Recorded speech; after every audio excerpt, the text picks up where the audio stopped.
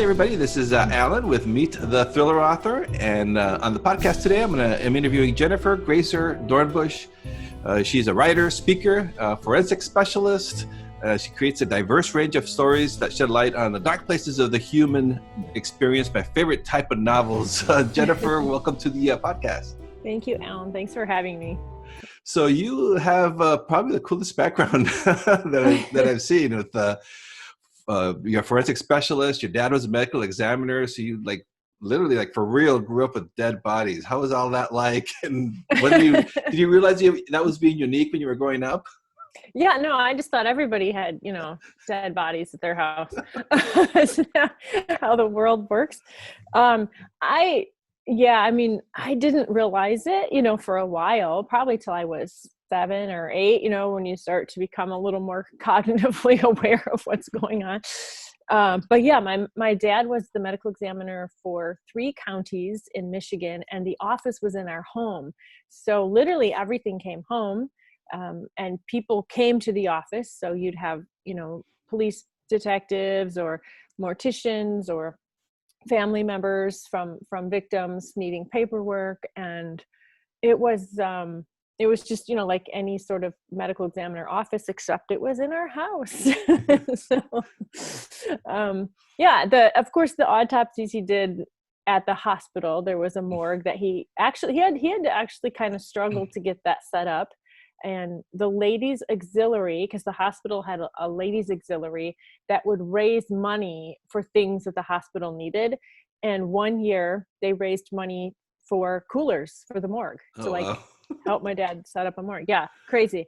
So that's how it's really done in small places. So the ladies are making baked goods to buy coolers for the dead bodies. So yeah, that was, I don't know. Yeah. I know when I was a teenager, it was I felt it was really weird and embarrassing, because it was before CSI made it really cool. And were you interested in reading mysteries and thrillers when you were growing up, or did that come later, or have you always been interested in the genre? Yes, I kind of read everything. So it wasn't I don't remember being drawn to one particular type of literature or anything, but I remember reading mysteries, not in abundance, but I remember liking that. And it's funny, I just, kind of like my tagline, I just always gravitated towards stories that maybe, how do you say, kind of got into the underbelly of humanity, whether that was mystery or whatever. And then, but there was hope. It didn't just leave you there, but you got in there to see the inner workings of kind of the darkness of humanity, but then you were lifted out. It's somehow. So I don't know. That's always interested me, sort of exploring, why are we evil? Why do we suffer? What? Because there is so much craziness in the world and suffering, and I think anybody struggles with that at some point. So that's kind of what I gravitated toward. Yeah, that's what I wasn't familiar with the Shannon Siders case when I was preparing for this interview. And your book, Hole in the Woods, and we'll get into that, is based on that case. And so I Googled it, and holy man, that's terrifying. What happened to that poor girl? How did that hit your radar? And when did you start thinking that maybe you could write a novel based on that? Yeah. So so Shannon and I if she were alive, we would be the same age. So I didn't really know her, even though I grew up in a very small community. We just didn't run in the same circles. We didn't go to the same high schools, but people involved. And when she was killed, of course, my father was called in to do the autopsy and to examine. So I know he went out to the scene and was involved in the case for many, many years, and spent many years trying to figure out, there were certain tool marks on her body that were left, and it was very unusual. So I know he spent a long time trying to figure that out. So I don't know, I've just been, with this case from the very beginning. And as a young woman, she was 18, I was 18. And when something like that happens to a peer of yours, in this small community, which you've grown up thinking is safe, it really shakes you, and it shakes the community. So again, that's kind of one of these stories of like, how does darkness touch a community, and what does the community do? And then 25 years later, this cold case team comes in, and they're able to dig in and uncover things and start talking to people and actually get down to the bottom of what happened, and eventually make an arrest and put this case through trial. And now 2 killers are in prison for the rest of their life. So it's got a hopeful ending to it, which not all of them do. And so that's really when I always thought it would make an interesting story, just because there were so many. It's not just about the brutal death of this girl. It's about how it touched the community and how it rippled through the community for years, and how it, my sister says, it kind of put a dark cloud over our community in certain ways. And it's more about that and the secrets that were kept and held and why, which that's what I find fascinating. So when the trial, so what it was kind of like, okay, I need, like, stories need resolution, right? Like, we watch mystery stories, we read them because we get a resolution, we get justice. And this one didn't have justice for a long time. But then when they finally took it to trial, I was able to sit through the whole trial for 3 weeks. And then my writer brain started going, and I was like, oh my gosh, this is amazing. Like, there's a resolution to this. There's a really hopeful, beautiful resolution to this. Now I have a story. Is that the challenge too when you're writing a fictionalized story based on real life events? Did you find that challenging when you actually started prepping for it, or did you just kind of, it like hit you, and you're ready to go?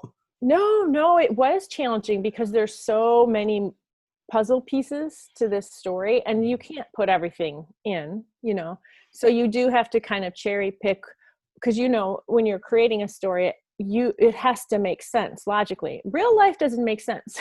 Real life is a mystery every day. Case in point, we're at election day. This is a big mystery day, but and we'll probably never understand today. Yes. Years from now, we'll be unraveling it. Yes, but the whole downtown is getting boarded up right now. So yes, oh gosh, I know. Where are you, Alan? In San Francisco. Oh god, yeah. In LA too, it's all getting boarded up. Oh, yeah. It's just crazy.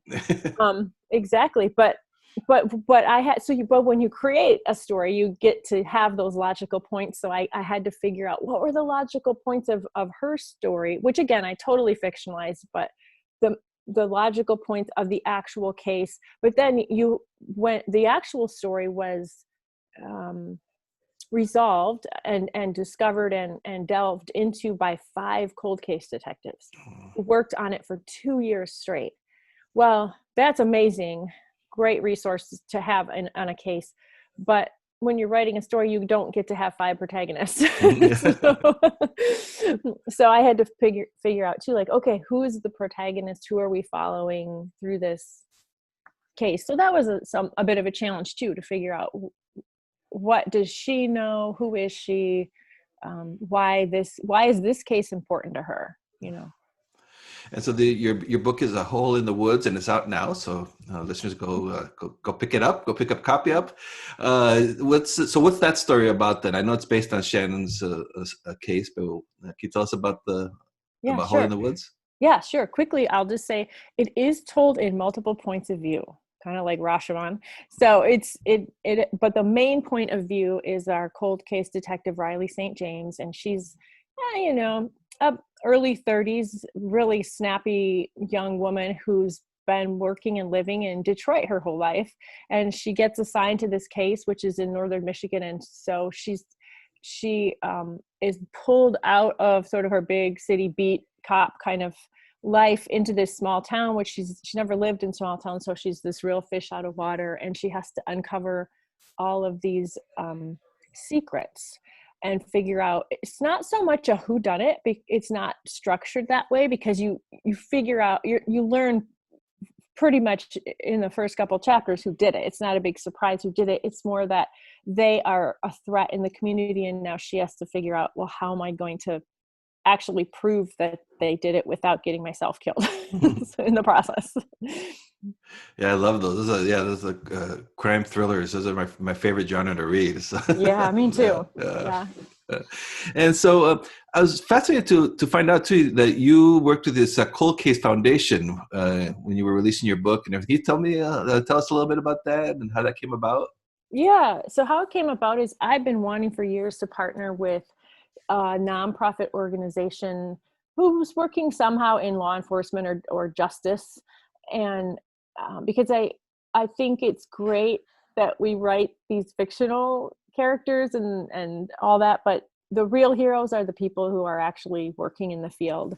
And so I knew that eventually I wanted to find an organization that I could support financially or however. I knew for sure I wanted to, support them financially as a philanthropist, but I didn't know. I just I didn't know how else that would spring about. So I actually found them very randomly, and I started to research them. I'm like, wow, these people are exactly like have my heart for what they're doing, and it's.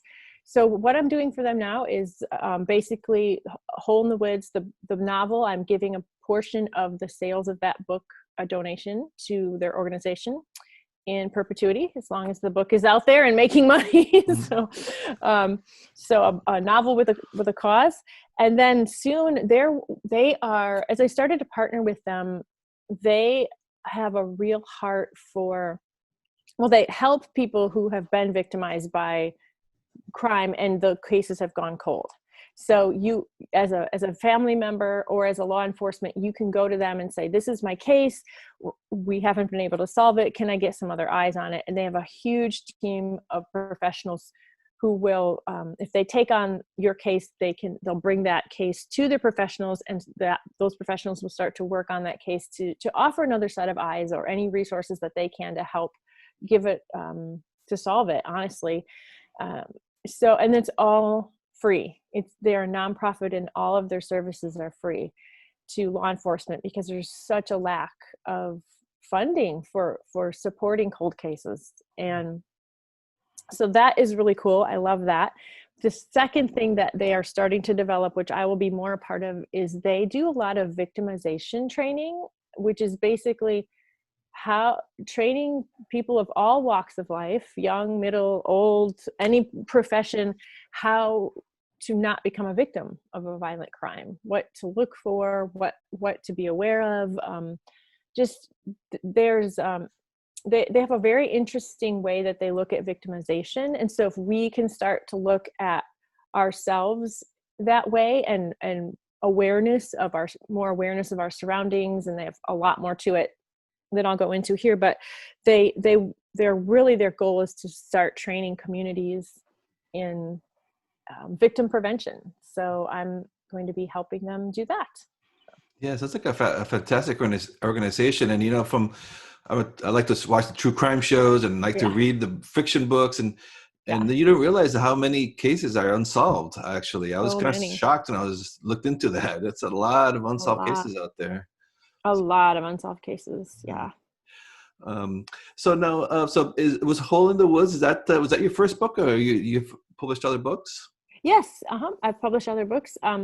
I published a nonfiction book called Forensic Speak, which is a guide Uh-huh. for writers. It also makes a great coffee table book, just if you're like a CSI fan. It's basically the Forensic Science Academy in a book. And then I have another series called The Coroner. It's The Coroner and Secret Remains. Those are the first two in the book. It's the Coroner's Daughter series. So those are more like traditional mystery novels. So I'm going to be expanding that series. So Cool. Yeah, yeah. I was checking out your website, and I saw you do a lot of speaking and training for writers. And I know Yeah. there's a lot of writers that listen to this podcast, so I definitely have to go check your stuff out. You have some Yeah. pretty cool courses out there and stuff. How do you get into that field, and do you enjoy it? I'm assuming you enjoy it, but how'd that come about? Yeah, I love it. Well, see, okay, before I actually started really taking my writing seriously, I was a teacher, and I taught middle school, I taught high school, I've taught college. I still teach college here and there. I'll pick up a course here and there and teach. So yeah, I've always been a teacher, and I don't know, when I wrote this forensic speak book, then people just started kind of asking, like, hey, can you teach us about how do we make our forensics more authentic in our book, and in our the way that we write. And so I don't know, it just kind of was a natural progression, I guess. Yeah, no, that's great because especially nowadays, if, with the readers, is sometimes they know so much and they get so upset if you get things wrong. So it's good to have people like you, and there's others out there who help help writers out to Right. try to get a little bit more realistic in our Yeah. writing. Right, exactly. And then there's some things that, like, because they've been, like, we've seen them on TV so many times, we think they're true and they're Yeah, really not true. And that, like, that yeah, actually doesn't happen, but you've been trained to think it does. yeah. Isn't it what they call that, the CSI effect? Even like in court Hmm. cases, there's, I guess, like the jurors Yeah, are like, oh, well, why didn't you do this, this, and that? Like this on a yeah, TV show, like. exactly. It's like, oh, it doesn't quite work that way. So what were some, when you were before you started writing, what are some writers that influenced you as a writer Yeah, later on? I know. So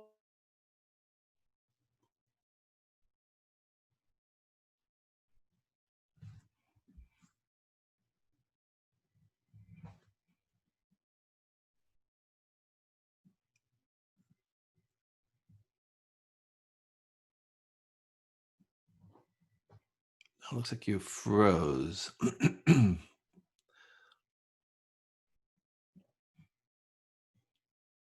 Steinbeck, um, gosh, there's so many, so many. But those are kind of the ones I always go to when I want to reread. I just like their style. Yeah. And what's your writing process like then? When, like, when you get an idea and you start, do you plot them out a lot, or you just start to write them? What's your writing process like? Yeah, I am a strong plotter, and that's because when I started writing, I actually trained in screenwriting. So I trained in screenwriting starting in 2002, and screenwriting is very structure heavy, because I almost consider it's like almost like poetry. Like, you have to be so structured, but within that form, there's so much freedom as well. So I love being very structured. I, like, really need to know where I'm going. I spend a lot of time mapping things out. And then once I have it all mapped out, it's almost like I can just relax. I'm like, oh, good, I know where I'm going. And then I just sit down and then I write. And of course, things change and morph and move around, but I like to know where I'm going. Especially when you're writing mystery, or thriller, because you have to have those logical points that get you, well, this happened and therefore that clue happened and then that clue led to that and that. So um I like. Are you doing both kind of writings at the same time? You're writing for the Mhm. screenplays, and then the books at the same time, or do you, like, Yeah. tackle the different projects at a time, or? um I always have about four or five projects spinning, and some are screenplays and some are novels, and yeah. Yeah, So, yeah, that's so cool. I just watched a video on YouTube, behind the scenes or behind the curtains. It's all about screenwriting though, and they had the writing room guys of Breaking Bad. And like mhm. you said, I was just in awe how everything is just like the whole things Yeah. on cards, and Oh yeah. oh man, that's cool. Yeah, because especially when you're writing TV, you're mapping out what, 10 or probably 10 episodes. And so it's all like each board is an episode, and you have to really know where you're going, because when what you're doing in episode 2, it might affect episode 8, and you can't go back and reshoot that. You have to, production does frowns upon that. So Yeah, and so have you ever? So you say you wrote the true crime book. Do you enjoy writing about the nonfiction, or have you ever thought about writing like true crime stories because of your background? I love true crime, and actually, spoiler or big announcement or whatever, I'm actually working on a project right now that's true crime, and it is nonfiction. It's a book that we're getting ready to pitch based on a very famous serial killer. Oh, That's all I nice. can say. Oh, cool. It's, Serial yeah. killers. Yeah. Mhm. I'm guilty of being fascinated with the serial killers as well. So even We back, all are. back in the old days before the internet, I had to actually check books out of the library. And I remember my girlfriend at the time was very worried, but she's my wife now. So it didn't figure out too bad, I guess. She's stuck with you, yeah. Yeah, she stuck with me when I saw the books I was checking out from the library. But it's just so fascinating. Like you said, it's just how can a human do that to other Yeah, humans? It's yeah. just kind of mind-boggling. It's mind-boggling. And I think that's why we're fascinated, because those of us who aren't psychopaths are like, how does that mind work? Yeah. Yeah. And so I like to ask my guests too on the writing tools. Do you like use like Word, or do you use a different software program to write a book than you do to the screenplays, or what are your tools? Yeah. Okay. So I use a plain old fashioned notebook when I'm Oh, just like first coming up with ideas and kind of plotting structure. But yeah, then I just use Word. mhm, And then for screenwriting, when I'm finally ready to go to script, I go to Final Draft. mhm. Oh yeah, that's a big Pretty fan. simple. Yeah, it's pretty simple. Yeah. And I'm not really a note card person. I tried, and I don't know, it got too much. I was like, it's too much Yeah. stuff. I don't know. Yeah. And so I was kind of curious too. Now, has the pandemic changed your writing process at all? I mean, imagine since it's changed everyone's lives so much this year. um, I would say 98% of it is the same. Hmm. The 2% of it is I so miss going to coffee shops and Yes. writing. Oh, I miss it. I miss just going out, or yeah, Hmm. just going to a coffee shop. I'm that classic, yeah, I want writer in a coffee shop. I love, there's certain, yeah, can be very conducive to writing. So I've really missed that. But otherwise, my routine is pretty much the same. I was always writing from home. So like, I'm like, welcome to my world, Yeah. everyone. Yeah, that's what Kip said to everybody, like my wife now has to work from home, and I was like, well, Yeah, this is what I've been doing, it's like we've been yeah. self-isolating for a long time. Exactly. I know. My husband's working from home too. And he's like, this is kind of weird. Like, I don't see people. I'm like, yeah, I know. It's great. Yeah, isn't it nice? Yeah, so like everyone now has to become an introvert. Yeah, I feel bad for those I super know. extrovert types there. It's a struggle, but for Yeah. introverts, it's kind of like, well, Yeah. I'd be yeah. curious when this is all over, like if there was any way to possibly study like how many extroverts got COVID versus how many introverts, like if it Oh yeah, was that'd be like, interesting to see. right? Like Yeah, did they actually push the limit and go out more? And like us yeah, introverts were like, no, I'm good. It's yeah. cool. Talk to you in 2021. Yeah, yeah, yeah. This year didn't happen. Yeah, it's all good. Yeah. Oh, So what are you working on next? Is the Hole in the Woods? Is it a standalone? I know you said you have like a lot of plates yeah. in the air. Yeah, yeah. No, it is. I've always kind of pictured it as a standalone. Okay. So more on the Coroner's series. I'm gonna keep working on the Coroner's Daughter series, and then this true crime. I'm working on a short story for an anthology, which is called Murder and Music, Mm. based off of one of the Eagles albums. So they picked like 9 of us authors. So I'm doing one of those, and they're all like mystery authors. So yeah, there's a lot of other stuff spinning, and we'll just see where it goes.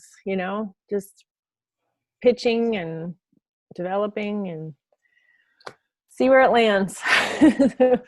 So, any advice for aspiring writers that are listening to this podcast? I always like to close it out with that um, question. I mean, I'm sure they've heard this a million times, but honestly, like, you really just have to do it. I mean, you just have to sit down and do it. If you want to write, I hear so many times people's like, oh, I want to write this book, or I have this idea for this book or this screenplay, whatever. And it's the simplest advice, but probably the hardest advice is just sit down and do it. Carve out time in your day or your week, whatever that looks like for you, and commit to it. And maybe just start with like a month commitment or a 3-month commitment, whatever's comfortable for you. But really, that's the only way it happened.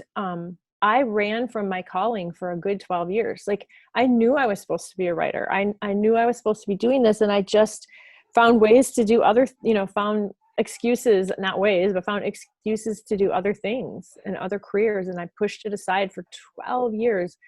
And then when I sat down and was like, okay, I have to do, like, you're going to die someday, Jennifer. So are you going to do this or not? Like, are you going to be at your deathbed saying, I wish I would have, or are you going to give it a shot? And I'm like, well, I'm going to give it a shot. And then at that moment, so, well, how are you going to give it a shot?